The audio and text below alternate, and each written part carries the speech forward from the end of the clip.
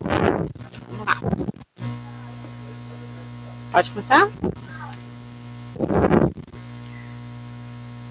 Olá a todos, bem-vindos à nossa catequese. Vamos começar invocando a Santíssima Trindade, fazendo uma oração para que nós possamos assimilar tudo o que a gente vai falar aqui nesse vídeo. Em nome do Pai, do Filho e do Espírito Santo. Amém. Vinde, Espírito Santo, enchei o coração dos vossos fiéis e acendei neles o fogo do vosso amor. Enviai o vosso Espírito e tudo será criado e renovareis a face da terra. Oremos. Ó Deus, que instruíste o coração dos vossos fiéis com a luz do Espírito Santo, fazei que apreciemos retamente todas as coisas segundo o mesmo Espírito e gozemos sempre de sua consolação, por Cristo Senhor nosso. Amém. Bom, gente, hoje o nosso tema é a Eucaristia. Eu queria começar conversando com vocês sobre o que é a Eucaristia. Muita gente já ouviu falar e muita gente sabe o que é a Eucaristia e sabe o que significa a Eucaristia porque participa das missas.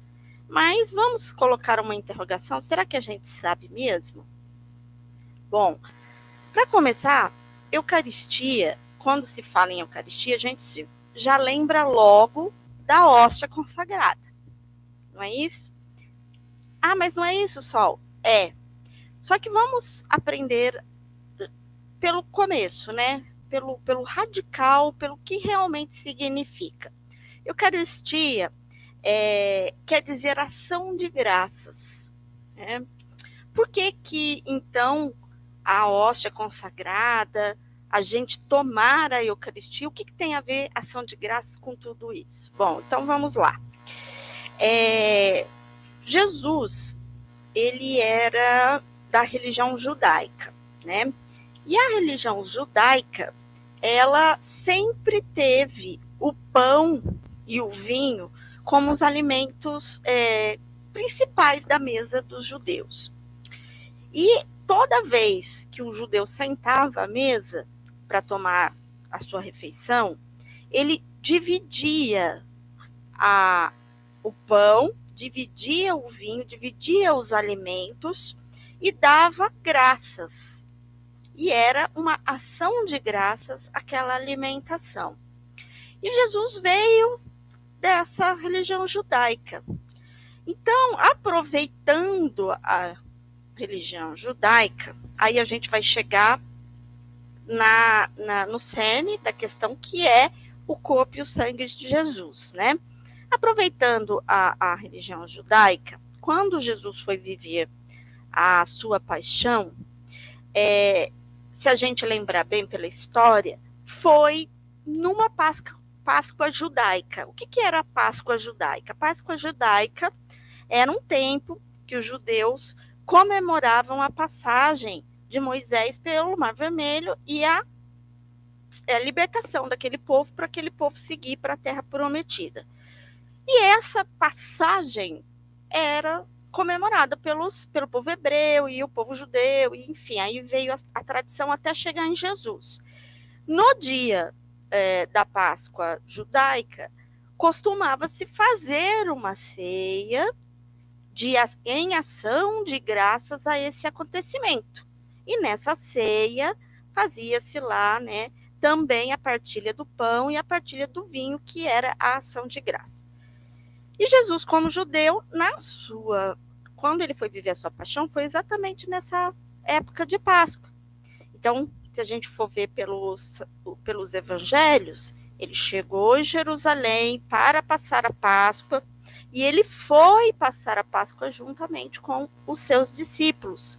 Quando ele estava passando a Páscoa com os seus discípulos, ele fez a partilha do pão e do vinho, assim como era de costume, mas com um grande diferencial. Ele sabia que ia estar passando ali a sua Páscoa, e pela Páscoa de Jesus, a morte e a ressurreição, ele começou a transformar aquele ato, que era um ato de Deus, num ato cristão, que era o ato do seu corpo e do seu sangue ser oferecido ali naquele momento pela salvação dos pecadores, né?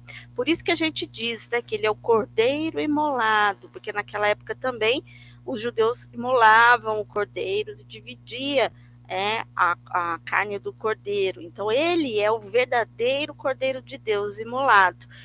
E ele fez a partilha do pão e do sangue ali naquela hora, porque ele sabia que a partir daquele momento, ele próprio, em carne e osso, em carne e sangue, estaria ali todos os dias naquela Eucaristia, naquela ação de graça, dali para frente, quando a igreja dele fosse fundada, e até hoje, 2000 anos depois. Então, é mais ou menos essa história para vocês entenderem por que a gente chegou aí. Mas tem o principal dessa história toda. Mas o que é Eucaristia, Solange? É simplesmente o partir do pão? E por que a gente fala que é o corpo e o sangue de Jesus? É de verdade? Aí que entra o mistério da nossa fé, né? Cada vez que existe, qualquer lugar do mundo que for rezada, for né, celebrada uma missa, o sacerdote, na hora de fazer ele quando ele está fazendo, né, a consagração, na hora de fazer a consagração daquele pão, que é um simples, a hóstia, né, que hoje é a hóstia, que é um simples pedaço de pão feito de farinha, e aquele vinho, que é um vinho normal, comum no sangue de Jesus, ele está transformando. Então, o que ele faz? Ele, naquele momento em que ele faz a consagração, ele deixa o pão, aquela hóstia simples que veio lá, né, foi comprada conforme é vendido em qualquer, né, em lugares apropriados, mas é vendido, né, ele deixa de ser aquele pão e aquele vinho deixa de ser aquele vinho e passa a ser o corpo e o sangue de Jesus. E como que isso acontece? De uma maneira misteriosa, né? Quando o padre fala assim, eis o mistério da nossa fé. Vocês já perceberam isso? Então, na missa, prestem bem atenção. Tem uma hora que ele fala o corpo e o sangue de Jesus. Ele ergue, né? E fala, eis o mistério da nossa fé. Aquela hora, geralmente toca um sininho. É o momento da chamada transubstanciação, né? Naquele momento ali, na consagração, existe a transubstanciação. Aquele pedaço de pão, ou aquela hóstia que é feita de farinha de trigo, ela deixa de ser uma hóstia de farinha de trigo e passa a ser o corpo e o sangue de Jesus, o corpo de Jesus, e o vinho passa a ser o sangue de Jesus, de uma forma misteriosa. E quando a gente consome, né, através ali que o ministro ou o padre vem e, né, dá a hóstia e o corpo e o sangue de Jesus ali, você comunga, você está comungando, já vem de comum, né? Está comungando, tendo comunidade com o próprio Cristo. E aí você, como comungando o próprio Cristo, que é carne e é sangue, você passa a ser carne e sangue dele também. É comum a ele. Ou você passa a ser, você e ele passam a ser a mesma matéria, mais ou menos ali por um momento terem uma conexão tão grande que passa a ter ser a matéria, né? Ser uma só matéria. Então, tecnicamente, gente, é isso. Agora, espiritualmente falando, o que é você poder tomar o corpo e o sangue de Jesus? Ter parte com ele 100% ali. É você abrir mão de você, e a partir do momento que você toma a Eucaristia e que ela entra no seu corpo, que o sangue vai, né, na sua corrente sanguínea ali, você passa a assimilar, a viver o próprio Cristo dentro de você. É isso que é a essência da comunhão, da Sagrada Eucaristia. Foi nisso que Cristo pensou, e ele dizia isso quando ele, né, se fez matéria para poder se dar a nós na Eucaristia. Quando ele morreu e ressuscitou, quando ele foi, né, para a sua glória, ele falou, olha, eu vou, mas eu vou estar com vocês todos os dias. Foi uma promessa que ele fez. E ele está conosco todos os dias. Aí tem gente que fala, ele está de uma forma espiritual. Sim, porque ele é Deus, ele está de uma forma espiritual, lógico. Mas ele está de uma forma material, através da Eucaristia. Porque todos os dias, vimos na Sexta-feira Santa, todo santo dia, os 364 dias do ano, existe a celebração da Santa Missa. Tem que ser celebrada a Santa Missa todos os dias, e todas as missas, toda vez que se celebra uma missa, o corpo e o sangue está ali. Jesus em carne e sangue está ali, vivo, em matéria. Então, ele está conosco todos os dias. Então, esse é o grande sentido, né? E existe também, mas como assim, Solange? O que eu estou comendo não é carne humana, né? Será que é mesmo? E aí vem aquela grande dúvida. Bom, aí é o mistério da fé, ou você acredita ou não. Muitas pessoas não acreditaram. A gente tem uma história, é uma história que aconteceu há muitos anos, né, no século XIII, eu acho, não me lembro qual século, mas há muito tempo, na Itália, um padre, na verdade ele era um padre alemão, ele teve essa mesma dúvida. Todas as vezes que ele ia celebrar, né, ali fazer a consagração, ele ia celebrar a missa, e ele falava, mas será mesmo que esse pedaço aqui de pão, de hóstia, essa hóstia, se transforma no corpo de Jesus, na carne de Jesus, né, como espécie? E ele tinha muita dúvida, e uma vez ele estava lá na cidade dele, lá na Alemanha, ele falou assim, não, eu vou lá na Itália, vou conversar isso com o Papa, porque naquela época, né, acho que foi 1200 e alguma coisa, não me lembro o ano, gente, desculpe que era para eu ter anotado, eu acabei me esquecendo, mas faz muito tempo, na Idade Média. E o que acontece? Naquela época tinha-se mais acesso. E ele pegou e falou, eu vou lá na Itália e vou conversar com o Santo Padre sobre isso. E foi. Aí, quando ele, na caminhada dele, né, da Alemanha para a Itália, ele parou numa cidade chamada Lanciano, que era uma cidade medieval lá na Itália, e ele foi celebrar a missa. E na hora que ele estava celebrando, veio aquela dúvida no coração dele, ele pegou a Eucaristia, levantou, né, a hóstia, ele levantou a hóstia, e quando ele falou, né, eis o mistério da nossa fé, aquela hóstia verteu sangue. E aí aconteceu o chamado milagre eucarístico. Aquela hóstia pingou sangue da hóstia. Aí guardou-se, né, aquela matéria.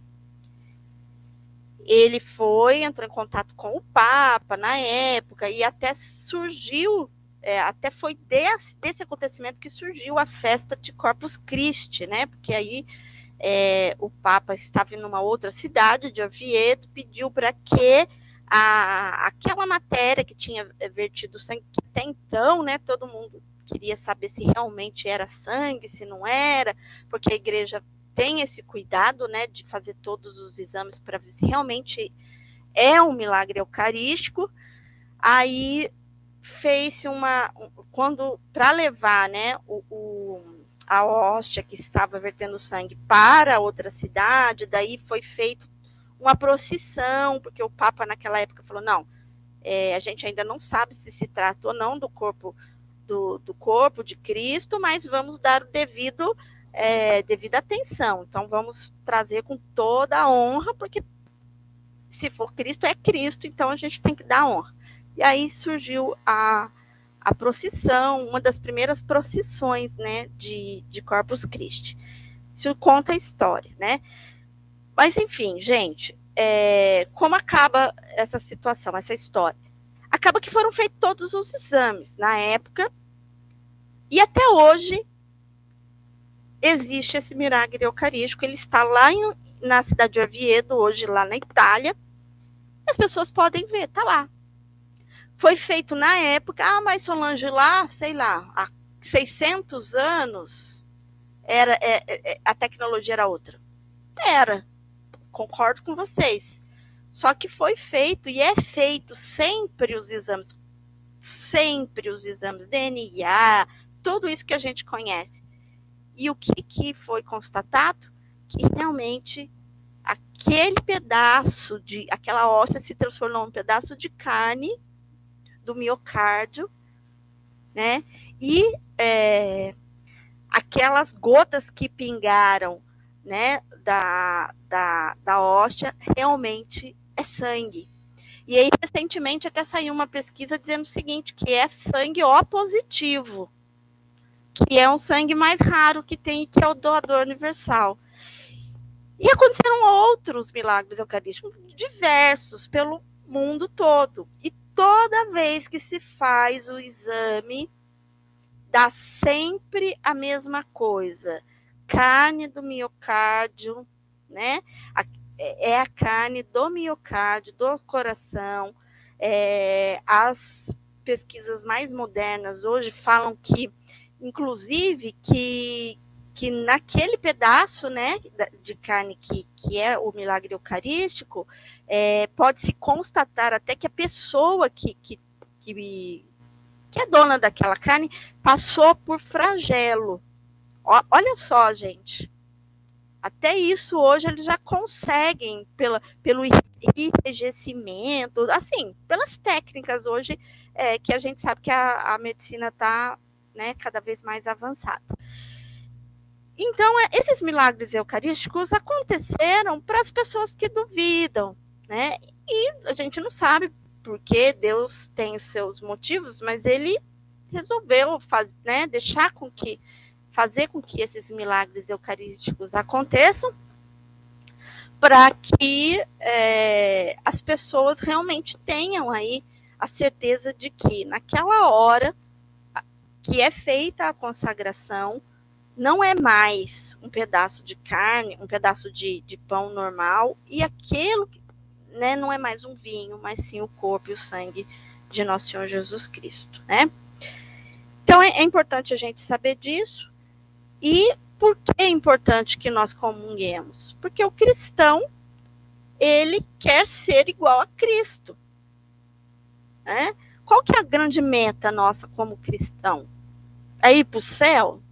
Egoísta isso, né? Eu quero ir para o céu e que se dane tudo. Não, né? A grande meta nossa como cristão é sermos iguais a Cristo. Porque sendo iguais, né? Sendo iguais a Cristo, nós estaremos fazendo aquilo que Ele quer, que é refletir Deus para que as pessoas possam enxergar Deus. Né? Então, a grande missão do cristão, quando se fala na missão do cristão, é exatamente isso, mostrar Cristo para as pessoas e refletir Cristo, ser igual a Cristo. Então, a Eucaristia é uma maneira física da gente se alimentar dessa fé, e cada vez que a gente se alimenta, a gente cada vez mais refletir Cristo, para que as pessoas possam acreditar no ressuscitado. Essa é a grande missão do cristão, refletir o que realmente Cristo é, né? Então, gente, resumidamente, queria passar para vocês essas palavras, né, contando um pouquinho aí da história da Eucaristia e falando um pouquinho para vocês sobre isso, né, sobre o grande, vamos dizer assim, benefício de se tomar a Eucaristia. É o fortalecimento mesmo dessa nossa fé e essa comunhão, essa junção com o nosso Senhor Jesus Cristo. E quanto mais junto a gente tiver dele, mais força de fé a gente vai ter. Se a gente vai quebrando e se afastando, a gente vai sofrendo as ações do mundo. É verdade? Então, a comunhão aproxima a gente. Né? O próprio nome já diz, comunhão. Então, esse é o grande benefício. E é a grande fé, né? É o grande sinal do amor de Cristo por nós, né? Eu estava até lembrando aquela musiquinha que fala assim: como um Deus tão grande e soberano se faz pequeno pedaço de pão só por amor, né? Então é uma música que eu o dia inteiro fiquei lembrando. Hoje eu falei, eu vou lá falar sobre o Eucaristia, fiquei lembrando dessa música. É exatamente isso, né? Como um Deus tão grande e soberano se transforma num pedacinho, né? Dá um pedacinho dele para ficar dentro da gente ali, em comunhão com a gente, para fortalecer a gente. Isso é a essência da Eucaristia, né? Então, gente, muito obrigada. E vamos fazer uma oração para a gente encerrar. Eu queria pedir para Nossa Senhora, nossa mãe, né? Que a gente foi o dia de Nossa Senhora Aparecida, a gente acabou de comemorar. Então, vamos pedir para Nossa Senhora Aparecida, a mãe de Jesus, para nos abençoar e nos ajudar a assimilar cada vez mais a palavra do Filho dela. Ave Maria, cheia de graça, o Senhor é convosco. Bendita sois vós entre as mulheres, e bendito é o fruto do vosso ventre, Jesus. Santa Maria, Mãe de Deus, rogai por nós, pecadores, agora e na hora de nossa morte. Amém. Em nome do Pai, do Filho e do Espírito Santo. Amém.